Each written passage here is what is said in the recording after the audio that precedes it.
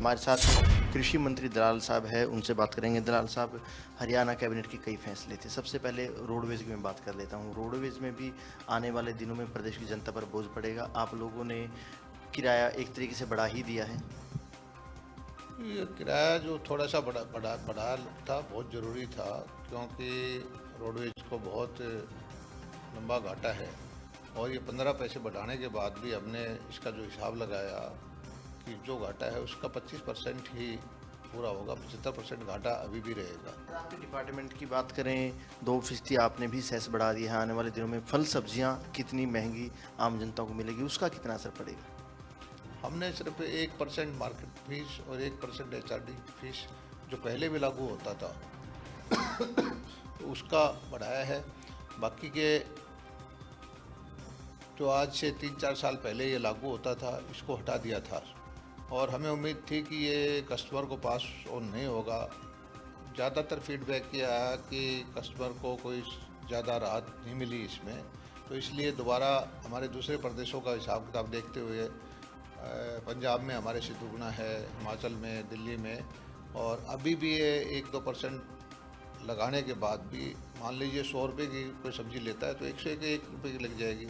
इससे क्या होगा कि मंडियों में हमारे मंडियों का हिसाब किताब लगाने में कितने रुपए की सब्ज़ी आती है, किस मंडी में क्या सब्ज़ी आती है, थोड़ा सा मैपिंग में और मंडियों के डेवलपमेंट में सुविधा रहेगी। आप कह रहे हैं कि फल सब्जियों का ज़्यादा नहीं महंगी पड़ेगी लोगों को, लेकिन जो पेट्रोल डीजल पर वैट बढ़ा दिया, पेट्रोल डीजल का तो काफ़ी लोगों की जेब पर असर पड़ेगा। अंतर्राष्ट्रीय स्तर पर बात करें, कच्चे तेल की कीमतें लगातार गिर ही रही है।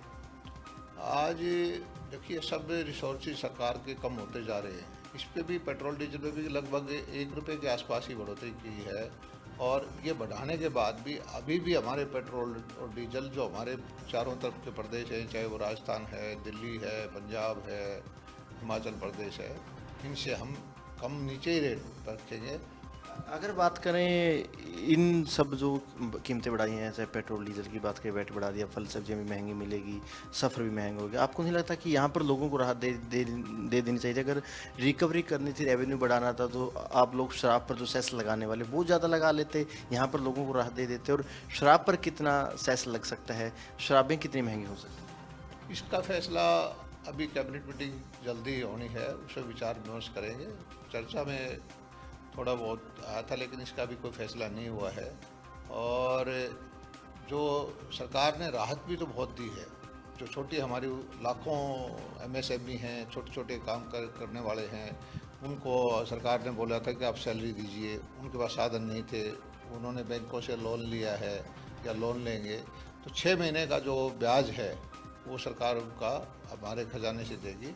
एक तरफ से थोड़ा थोड़ा देती है, दूसरी तरफ से जो ज़्यादा लोगों को, जहाँ जिनको इम्पेक्ट पड़ा है, उनको सहायता भी देनी है।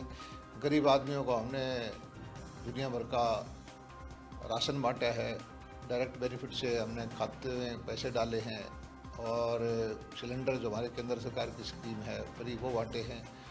बहुत सारी कल्याणकारी योजनाएं शुरू भी की हैं और भी करेंगे। बिल्कुल, दलाल साहब का यही कहना है कि जो सरकार की तरफ से बड़े फैसले लिए गए हैं, कहीं ना कहीं आम जनता के लिए ही फैसले लिए गए। हालांकि आम जनता पर असर भी पड़ने वाला है, आने वाले दिनों में महंगाई थोड़ी बढ़ जाएगी, लेकिन दलाल साहब का ये भी कहना है जब प्रदेश का खजाना में ही कुछ नहीं है, क्योंकि कर्मचारियों को भी सैलरी देनी है, जो दूसरी विकास की योजनाएं होती है उसके लिए भी सरकार को रेवेन्यू की पैसे की ज़रूरत पड़ती है।